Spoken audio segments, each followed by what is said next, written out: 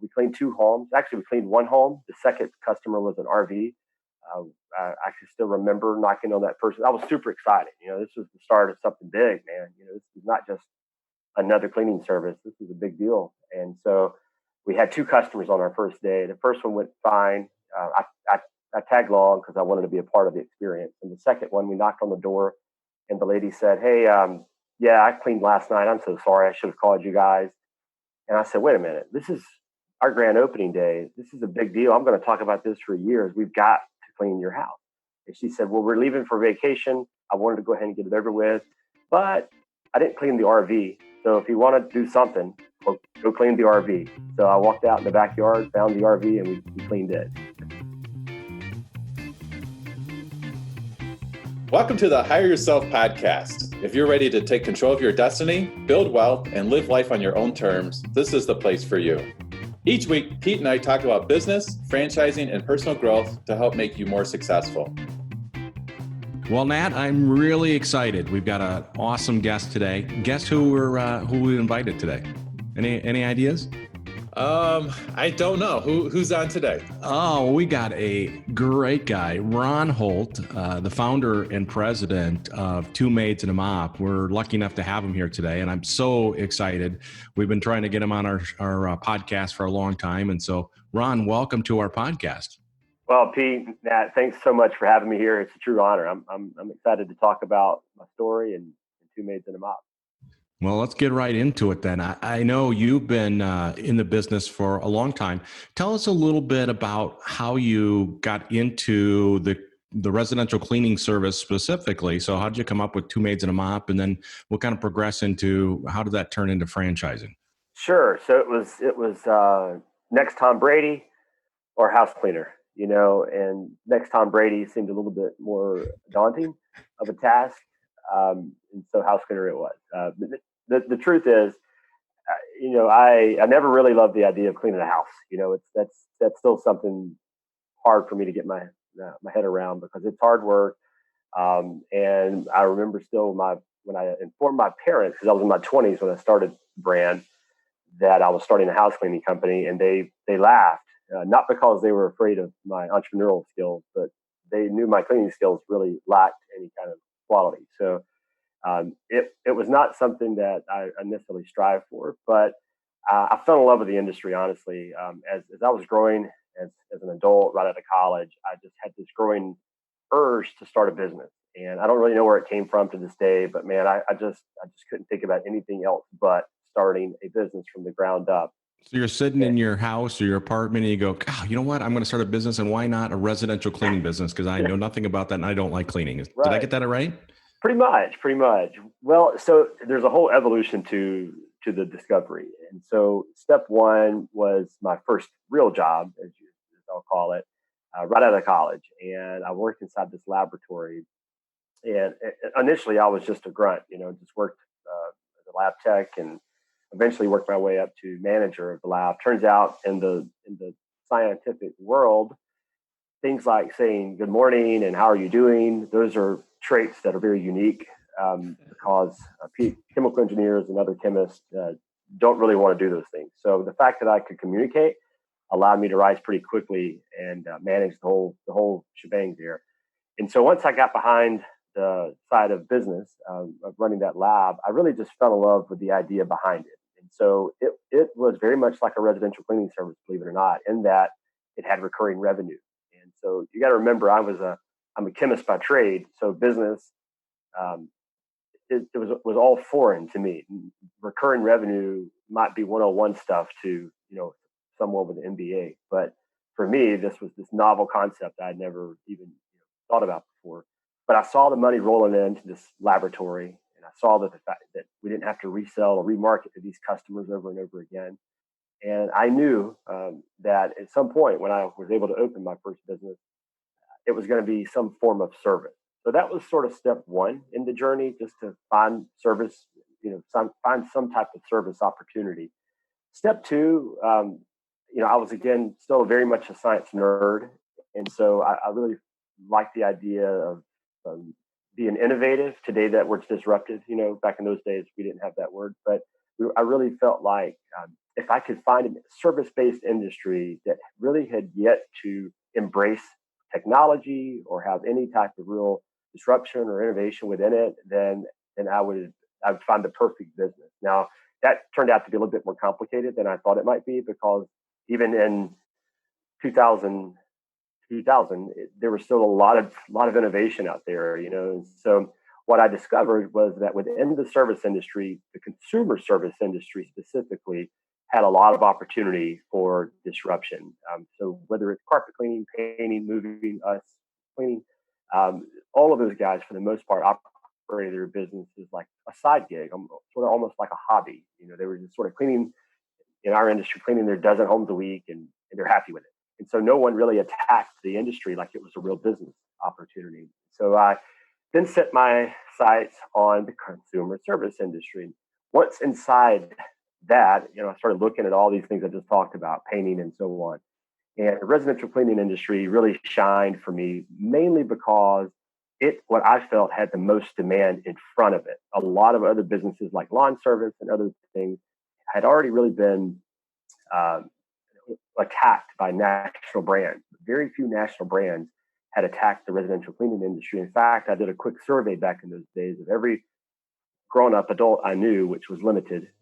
And every one of those folks who hired someone to clean their home hired an individual. And so I felt like there was a real opportunity for me to create a national brand and just totally change the industry. So those are my bright eyes, starry dream visions back in those early days. All right. So you kind of tracked and found an industry that you thought you could add technology and innovation to. So, all right. So you come up with the idea of the residential cleaning. So tell us, when did you launch the business, and what kind of set you apart from everybody else as you launched that business?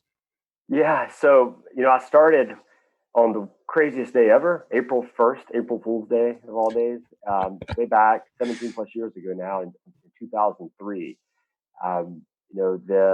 The start was not very glamorous. It's hard to call it a grand opening. We cleaned two homes. Actually, we cleaned one home. The second customer was an RV. I can still remember knocking on that person. I was super excited. This was the start of something big, man. This is not just another cleaning service. This is a big deal. And so we had two customers on our first day. The first one went fine. I tagged along because I wanted to be a part of the experience. And the second one, we knocked on the door, and the lady said, "Hey, yeah, I cleaned last night. I'm so sorry. I should have called you guys." And I said, "Wait a minute. This is our grand opening day. This is a big deal. I'm going to talk about this for years. We've got to clean your house."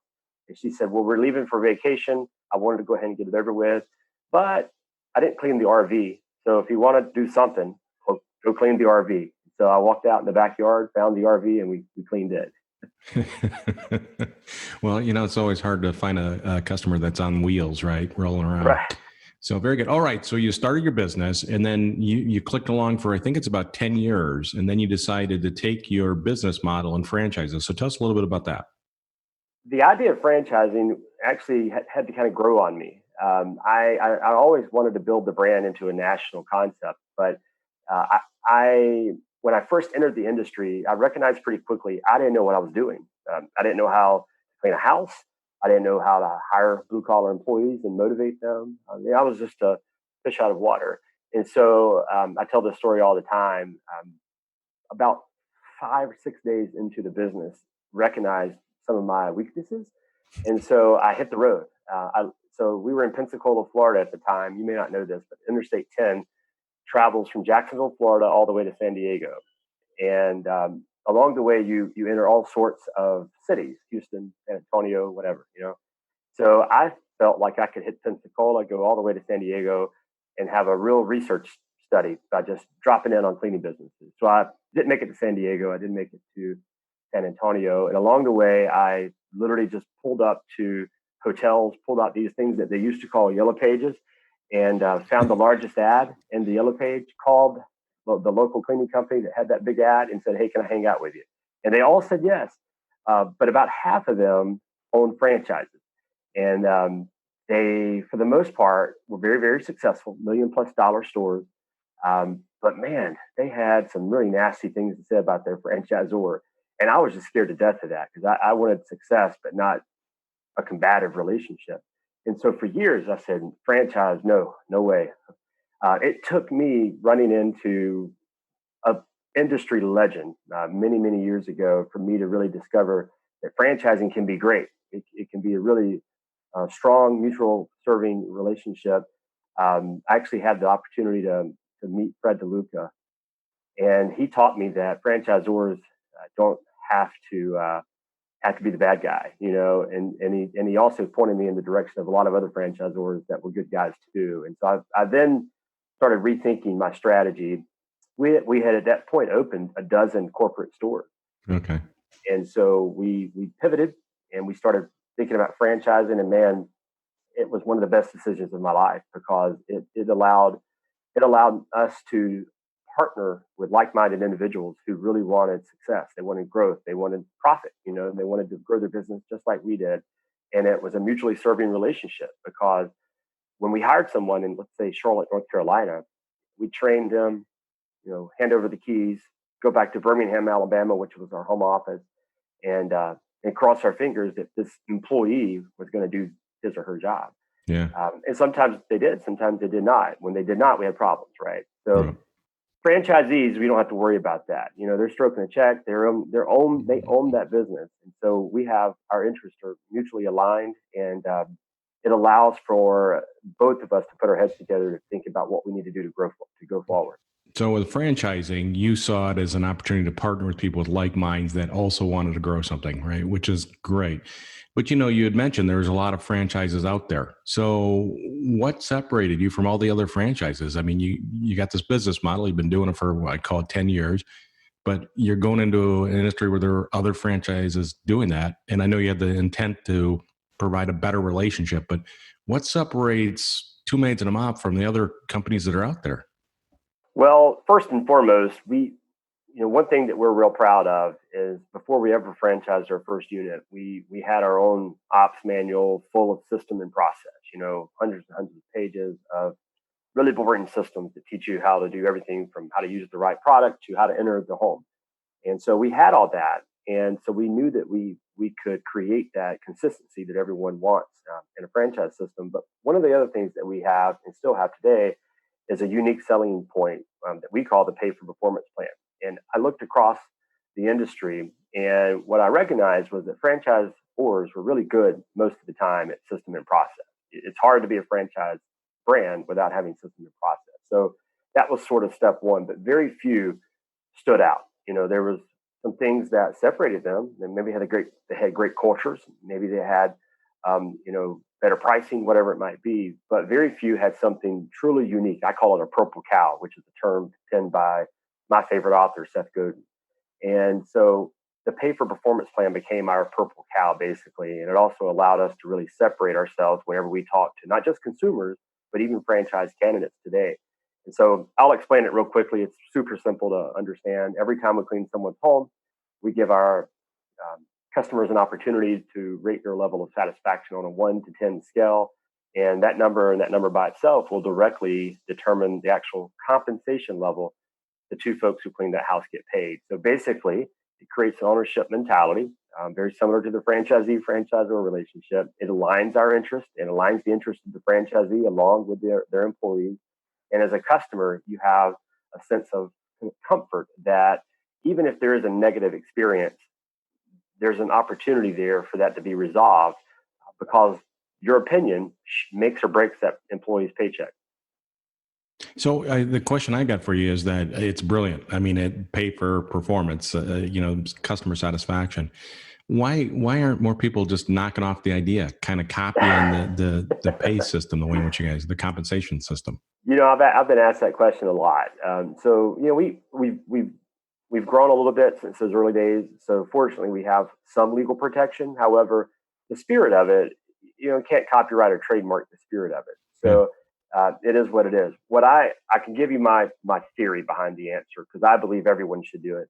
And if we open another brand down the road, cleaning RVs, then we're going to also institute the pay for performance plan. So I think everyone should. But here's what I think. Number one, in our industry specifically, you've got basically two different types of people who serve the community. One are the mom and pops that have dominated the industry for a long time. They still serve more than 90% of the market.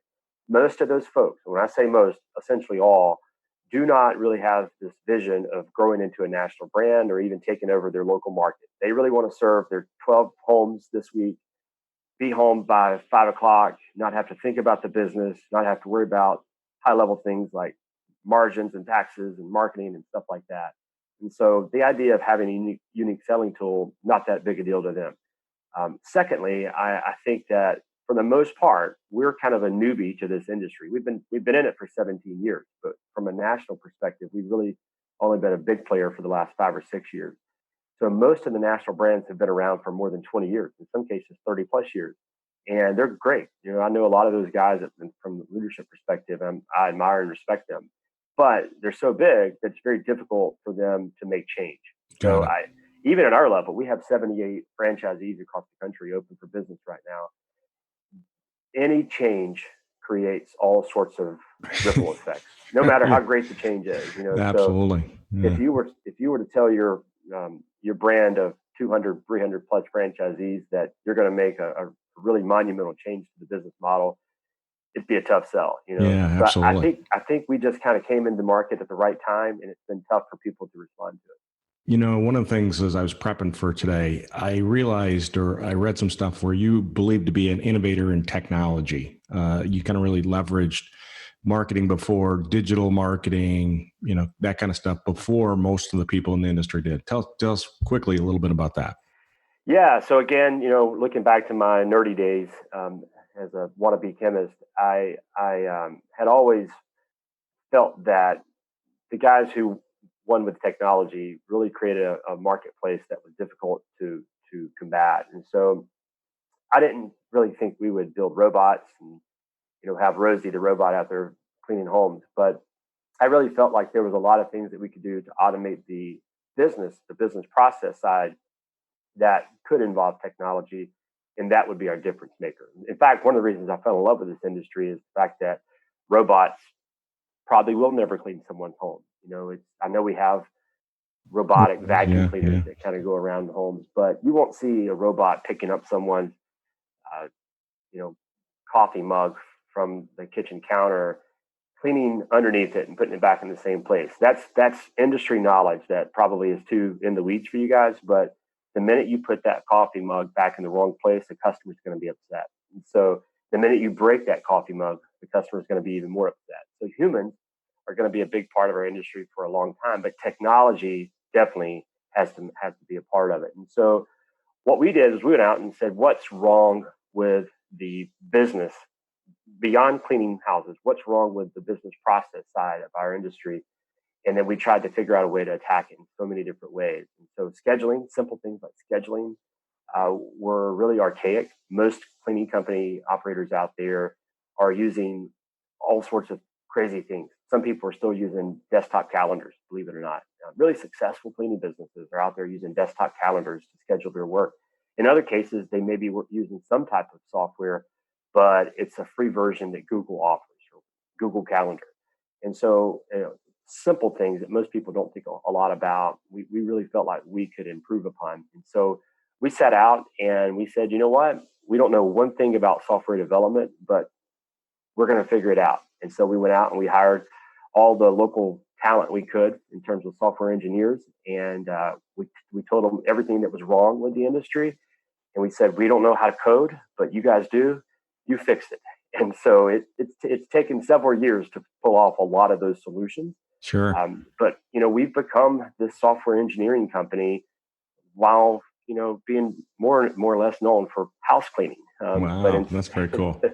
Now, I had read something where you kind of compare yourself to Uber, right? So if I want a car service, I just go on my Uber app and somebody picks me up, right? And you guys have the same thing for residential cleaning, is that right? That's right. So you won't believe this. Maybe you will. So when I first started in this industry, to earn the business from a customer meant walking inside their home, in a lot of cases, breaking bread, like actually having dinner with these folks for the right to show up 2 weeks later to collect $100 to clean that house. It was crazy, but that's what public sentiment was. Before you enter my home, I need to trust you. So you got to show up, you got to shake my hand, kiss my babies, and do whatever it takes to earn my trust, and then you can come clean my dirty toilet. And that seems so crazy to me that you had to go through so many obstacles just to earn that business. And so, thankfully, the public sentiment has shifted a lot over the years, and I felt like that would have to change. Nobody wants to spend an hour with someone to talk about house cleaning, you would think. And so, that was one of the things we tasked our software engineers with. Is we got to figure out a way for someone to go to our website or an app now and find an opening on the schedule, determine the price for the cleaning, and book it, even if it's for 1 hour from now. And at the time, it was complete taboo. Like no one had ever heard of that before. It was impossible in our industry. Here's the cool thing: very few people in our industry, from a national perspective, still do that. It's still very, very normal for a national brand within the cleaning industry to say, "Hey, yeah, you gotta schedule a time for us to come out and look at this home, and I gotta walk it. I gotta measure the square footage. I gotta see how many windows you have, and then yeah, we gotta probably share some bread too." And it's crazy in 2020 that people still do that, but I challenge anyone listening: go find a house cleaning company and see if you can get a quote and schedule the cleaning in the next 60 seconds. As far as I know, we're the only one that can still do that. Well, congratulations. That's just super awesome. I'm sure my wife's going to be using it. So, all right. So you mentioned 2020, right? And we've now are in the middle of a pandemic. And so I got to ask the question, COVID-19, what's it done to your business, you and your franchisee's business? Sure. So, like anything, we got rocked during the height of it. We're far from out of it, obviously, but it feels a little bit different now as far as the reception that customers have to our service. We were declared an essential service throughout the whole restricted time during the lockdowns, and so only one market, Spokane, Washington, was not considered essential, but literally every other market, even California, New York State, Jersey, all those areas where it was really hard hit, we were still considered essential. And so that was good news. The bad news is customers still had to want you inside their home, and that was not necessarily something that people wanted. We were strangers. Even though we were there to disinfect and sanitize and clean, we were still strangers, and we could bring some type of viral disease inside there. So we lost in April and May, we lost more than 70% of our recurring clients. So that one thing that I fell in love with, recurring revenue, was an overnight just gone, because of the pandemic. So during that time, we're not ones to sort of just sit back and wait. We always are we change, man, which is kind of rare in the franchise industry. And the theme for the year was customer experience. And I really felt like we need to do a better job of providing a better customer experience. We got to do something that really creates an experience that they can remember after we leave. So that way, if we make a mistake, it's not the end of the world. They're not going to fire us because of this small, minor mistake. And so that was the theme. And then when COVID hit, I said, let's put it into action. And so during the months of April and May, even a little bit of March, when it really started to happen, all those customers that hit the pause button with us, we reached out and we engaged with them over and over and over again. Sometimes these things were small, just notes, personal handwritten notes. In other cases, they were a little bit bigger. We had this whole nationwide flower program. We sent a dozen roses to every single customer across the country that hit the pause button. And we didn't say anything about, we hope you hire us again. We can't wait to clean your house again. We just said, here's something bright in a tough time. Thanks, your friends at Two Maids and Mop. We went out and we purchased loads and loads of organic cleaning supplies that people could use on their own. We couldn't clean their house, but we knew someone needed to clean that house. That's part of the reason that the virus could spread, because there's germs in someone's home. So we sent all these organic cleaning supplies and said, hey, here's how you use this. It's on us. It still never said, hope to clean your house again. In other cases, we got a little bit more creative. I'll give you a really good local example. So we're in Columbus, Ohio. Our franchisee there is a huge Ohio State football fan. I know that's kind of crazy to be an Ohio State fan in Columbus, but he's a huge one. And so, of course, a lot of the customers are as well. Yeah. So he went out and he purchased all these jerseys, the Ohio State football jerseys, and he embroidered the last name of the customer on the back of the jersey, and he hand delivered each of those jerseys to all the customers that hit the pause button. We did that over and over and over again across the country, all these really cool, innovative things. And surely, slowly but surely, these folks started to come back when public sentiment started to shift. That for some, that they wanted us to be back in those homes. We now have 90% of those customers back. Believe it or not, and I still can't believe this. It's July, right? July 2020 right now. And again, we're not anywhere close to being out of this thing. This month is going to be the most revenue as a brand that we've ever generated in the 17-year history of Two Maids and Mop. It's the biggest month ever. And it's coming off the two worst months ever just a little bit ago. Congratulations. So that is awesome. And great job helping your franchisees through a really tough time. And that's leadership, right? And that's what you're supposed to do as a business partner with them. All right. So you guys made it through this, right? So, one of the things that I always like to ask is, as you're looking for new franchisees, what are you looking for? Are you looking for somebody that's going to clean toilets or that kind of stuff? Tell us the type of person you're looking for to become a Two Maids and a Mop franchisee. That's a great question. Early on, we struggled with this. One of the, I talked about Fred DeLuca with Subway, right? And so he's the founder of Subway. He had 42,000 locations. And he told me every mistake I was going to make. And I told him every time, that's not going to happen. I'm different than you. Fred DeLuca, who's that? And so I made every single mistake so far he said I was going to make. And the first one he said I was going to make was I was going to pick the wrong franchisees early on. And he said, you're going to have friends and family come out of the woodwork and they're going to say, hey, I trust you, Ron. You're doing well. And I got some money and I want to do this. And so you're going to take a chance on them because you trust them as well. And you're going to open a business together and they're going to fail. And I said, Fred, that's not going to happen to me. And sure enough, it happened to me because the first 10, 12 franchisees, about half of those were friends and family members of, some distant cousin or some friend of friend, college roommate. And, they had money. They trusted me. I trusted them, but they didn't need to be a business owner. Certainly didn't need to be a franchisee. And so we made some mistakes early on. And so we learned from those mistakes. And the single best thing that we kind of learned from it is we need to do a better job of qualifying our candidates so that we can know who we're getting into business with. We're not just getting into business with someone. We're signing a very long-term contract together where we both have to perform certain things. So we have to know who we're getting into business with. Otherwise, there can be some really tough conclusions to that arrangement, to that relationship. So the main thing we want now in a franchise candidate, we want someone. This is going to sound crazy too. We want someone to have a little bit of pain in their past. Some people call that a friction point, but we want there to be some pain, whether it's too much travel because of corporate America or someone's made it to mid-level management, but just been stuck there for years, makes good money, but, thinks they're better than that, but no one sees that. Some type of pain in your past in a bizarro way is a good thing for us because that means when the going gets rough with your business, you're going to fight, because you remember that pain and you want to run away from it.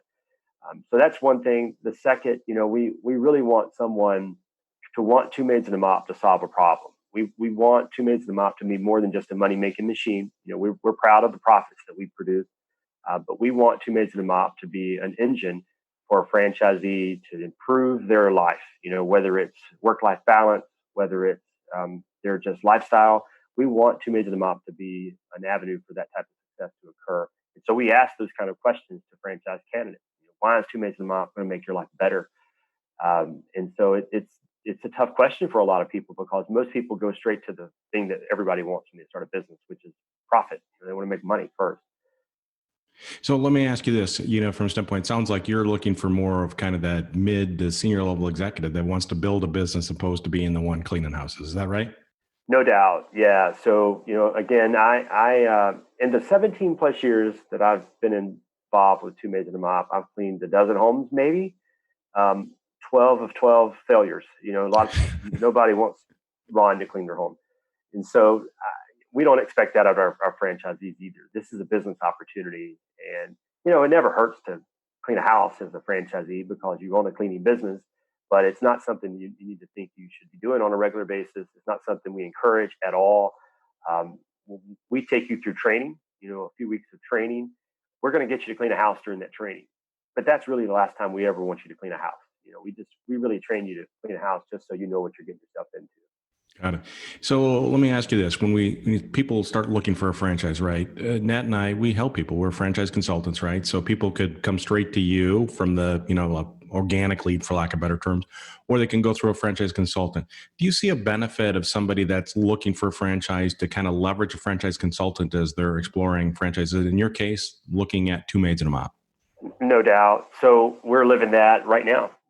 So we've got franchise candidates from across the country really interested in our brand. We're excited about that. Um, some are from consultants like yourselves, and others come from a website or some other type of forum.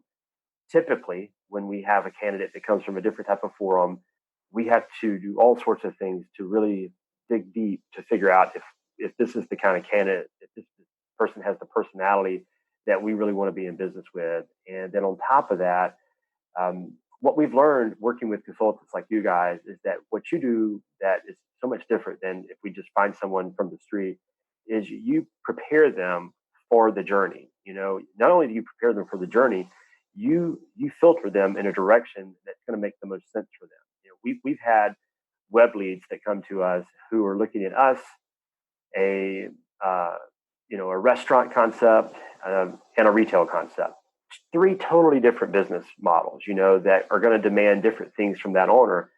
And when we work with a franchise candidate from a consultant, like again, like you guys, we're talking to candidates that want, for the most part, to be a part of some type of service business or some type of upstart, even franchise. And so that just makes our life a lot easier, and it also makes the franchisee more successful, in my opinion. When Great, when that's we're awesome. when we're compared against the food service concept, it's a very difficult comparison, and ours is not going to be as not nearly as sexy as any of those other concepts. So we would much prefer to work with candidates that come from you guys. What would be the one piece of advice you'd give somebody that? So I've been thrown into career transition, no fault of my own. I've been furloughed or laid off and that kind of stuff. What's the one piece of advice you'd give somebody that's out there trying to figure out, hey, what's the next step in my future? And they're thinking about getting another job or looking at becoming a franchisee. What would be the one piece of advice you give somebody? Well, so the one piece of advice, that's a tough one. I guess the big one is kind of referred to it before is what do you want out of the business besides money? Like we all want to make money. It's very similar to getting married. Everyone wants to stay married forever when they get married, but yet most people don't. There's a lot of folks out there who get divorced a few times. No one ever stands at the altar and goes, "Man, I'm going to get divorced." Well, no one ever starts a business who says, "I'm going to lose everything and close up shop down the road." Everyone thinks they're going to make money. So if everyone thinks they're going to make money, why do so many people close their business? 80% of small businesses close within the first 5 years. I believe the difference is there is a bigger vision. There's a bigger purpose behind that business besides just profit. We all, again, want to strive for that money. And so look within yourself, find what you hate about your life, and figure out how a business can make that pain joy. And that's the reason I started Two Maids and a Mop. I hated corporate America. I made a lot of money pretty quickly there inside that laboratory, but I can still remember that drive into the office every day, and the feeling I had in my stomach was just pure agony. I mean, it was depressing.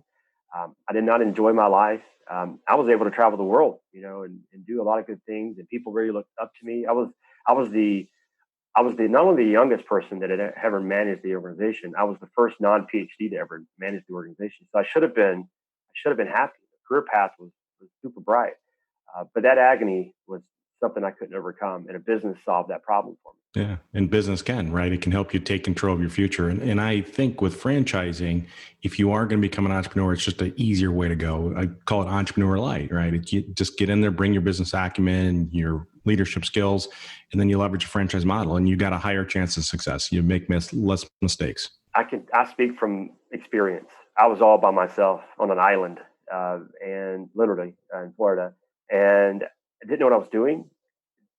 I made the I-10 trek. That's as close as it got to a franchise network for me. But these guys didn't necessarily. I spent a day with them. That was it. So when I had a problem, I had to fix it myself, and oftentimes I fell, and made a few mistakes before I could solve the problem.